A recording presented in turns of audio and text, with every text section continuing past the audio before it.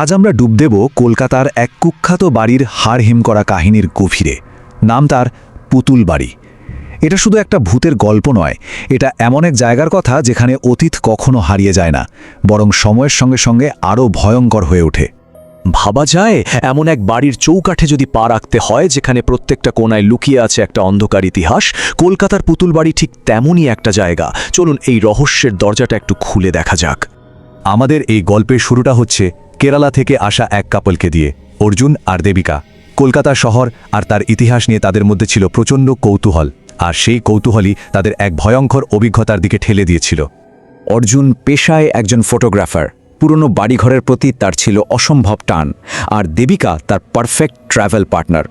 বর্ষার কলকাতাটা তারা একটু অন্যভাবে উপভোগ করতে এসেছিল, কিন্তু তারা ঘুণাক্ষরেও টের পায়নি যে শহরের এক গভীর অন্ধকার রহস্যের সঙ্গে তাদের দেখা হতে চলেছে। উত্তর কলকাতায় ঘুরতে ঘুরতে সুন্দর একটা সন্ধ্যা, হঠাৎ করেই যেন আকাশটা ভুল পাল্টে ফেলল। প্রচণ্ড এক বাজ পড়ার শব্দে কান পাতা দায়, আর তারপরেই শুরু হলো মুষলধারে বৃষ্টি, সঙ্গে এমন ঘন কুয়াশা যে নিজের হাতটাও দেখা যায় না। দিশেহারা হয়ে কোনো একটা আশ্রয়ের খোঁজে তারা সরু গলি দিয়ে ছুটতে শুরু করল। ছুটতে ছুটতে হঠাৎ করেই তাদের সামনে এসে দাঁড়ালো এক বিশাল জরাজীর্ণ প্রাসাদ। আর এখানেই দেবিকার চোখে একটা খটকা লাগে। মানে এত জোরে বৃষ্টি পড়ছে, সবাই তো আশ্রয় খুঁজবে, তাই না? কিন্তু এখানকার লোকেরা উল্টো নিজেদের বাড়িঘর ছেড়ে এলাকা থেকে পালাচ্ছে, যেন যেন রাতের বেলায় এই জায়গাটার ধারে কাছেও থাকতে চায় না তারা। বাড়িটার সদর দরজাটা খোলাই ছিল। ভেতরে পা রাখতেই একটা স্যাঁতসেঁতে ভ্যাপসা গন্ধ নাকে এসে লাগলো। দেওয়ালগুলো নোনা ধরা, ভাঙাচোরা, মেঝেতে পুরু ধুলোর আস্তরণ। আর সবথেকে অজীব ব্যাপার, সারা বাড়ি জুড়ে ছড়িয়ে ছিটিয়ে আছে শুধু পুতুল আর পুতুল। এত পুতুলের ভিড়েও দেবিকার চোখ আটকে গেল এক কোণায় রাখা একটা পুতুলের দিকে। পুতুলটার মুখের একটা দিক ভাঙা, কিন্তু ওর চোখ দুটো মনে হচ্ছিল যেন জ্যান্ত, যেন ওটা পলক না ফেলে দেবিকার দিকেই তাকিয়ে আছে। ও যেখানেই যাচ্ছে চোখ দুটো যেন সেদিকেই ঘুরছে। ভয়ে দেবিকার গলা শুকিয়ে আসছিল। ঠিক তখনই অর্জুন কিছু মানুষের গলার আওয়াজ পেল। যাক, তাহলে তারা একা নয়। ওরা এগিয়ে গিয়ে দেখল লবিতে আরও কয়েকজন আশ্রয় নিয়েছে। জনাতিনেক পুরুষ আর একজন বেশ বয়স্ক মহিলা। তারাও বোধহয় বৃষ্টির হাত থেকে বাঁচতেই এখানে ঢুকেছে। আর ঠিক তখনই আকাশ চিরে একটা বিদ্যুতের ঝলকানি। সেই এক মুহূর্তের আলোয় দেবিকা যা দেখল তাতে ওর রক্ত জল হয়ে গেল। দোতলার বারান্দায় রেলিং ধরে দাঁড়িয়ে আছে সাদা শাড়ি পরা এক মহিলা। লম্বা চুল মুখের উপর এসে পড়েছে, আর তার দুটো চোখ সোজা দেবিকার দিকে তাকিয়ে। অর্জুনকে কিছু বলার আগেই সেই মূর্তিটা অন্ধকারে মিলিয়ে গেল। কিছুক্ষণ পরেই আশ্রয় নেওয়া লোকগুলো কেমন যেন তাড়াহুড়ো করে বেরিয়ে যেতে লাগলো এই ঝড় বৃষ্টির মধ্যেই। যাওয়ার আগে শুধু সেই বৃদ্ধা একবার দেবিকার দিকে ফিরে ফিসফিস করে বললেন, পুতুলগুলোর দিকে তাকাস না। ব্যাস, এইটুকু বলেই তিনিও বেরিয়ে গেলেন। এই অদ্ভুত কথাটা শুনে ওদের ভয়টা যেন আরও কয়েক গুণ বেড়ে গেল। বৃদ্ধার কথাটা যেন শেষও হয়নি, হঠাৎ কোত্থেকে এক দমকা হাওয়া এসে একটা পুরনো দরজা সশব্দে খুলে দিল। দেবিকার মনে হলো কোনো একটা অদৃশ্য শক্তি যেন ওকে ওই ঘরটার দিকে ঠেলে নিয়ে যাচ্ছে, যে ঘরের ভেতরেই লুকিয়ে আছে এই অভিশপ্ত বাড়ির আসল রহস্য। ওই ঘরে পা রাখতেই দেবিকার মাথাটা কেমন ভারী হয়ে এলো। চোখের সামনে যেন সিনেমার মতো ভেসে উঠতে লাগলো বাড়ির অতীতটা। অনেক অনেক কাল আগে এক ধনী বাবু তার একমাত্র মেয়ের জন্য এই বাড়িটা পুতুল দিয়ে ভরিয়ে দিয়েছিলেন। কিন্তু হঠাৎই একদিন মেয়েটা মারা যায়, আর তারপরেই সেই বাবু শোকে বাড়ি ছেড়ে চলে যান। এরপর বাড়িটা চলে যায় কিছু খারাপ লোকের হাতে। তারা এখানে তরুণীদের ধরে এনে অত্যাচার করত, তারপর তাদের খুন করে এখানেই পুঁতে দিত। সেই সব হতভাগ্য মেয়েদের অতৃপ্ত আত্মাই আজ ওই বাড়ির দেওয়ালে বন্দী। দেবিকা যখন অতীতের সেই ভয়ঙ্কর দৃশ্যগুলো দেখছিল, ঠিক তখনই বর্তমানের আতঙ্কটা সত্যি হয়ে সামনে এসে দাঁড়ালো।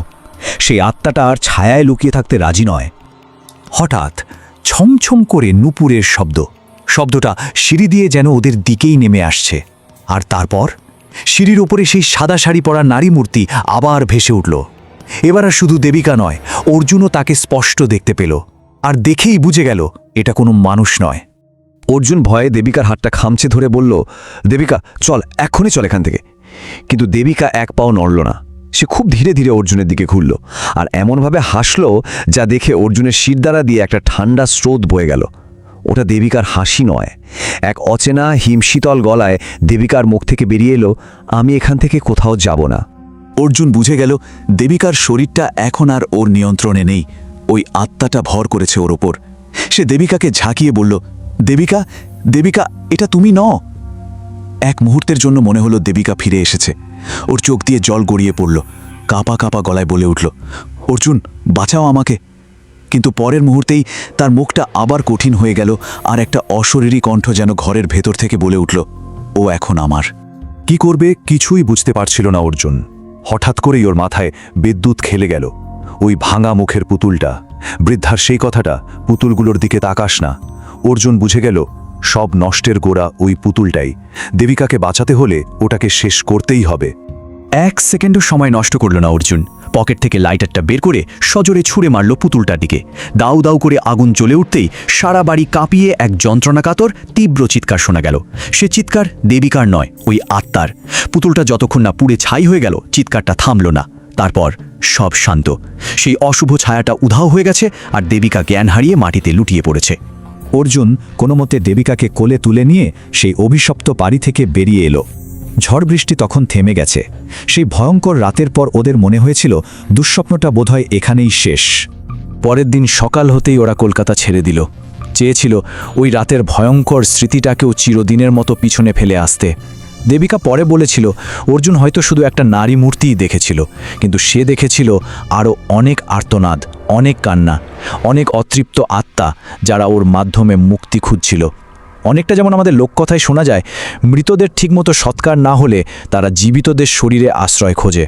ওরা ভেবেছিল অনেক দূরে পালিয়ে এসেছে, কিন্তু কিছু গল্প, কিছু অভিশাপ কখনো শেষ হয় না। ওরা পিছু নেয়।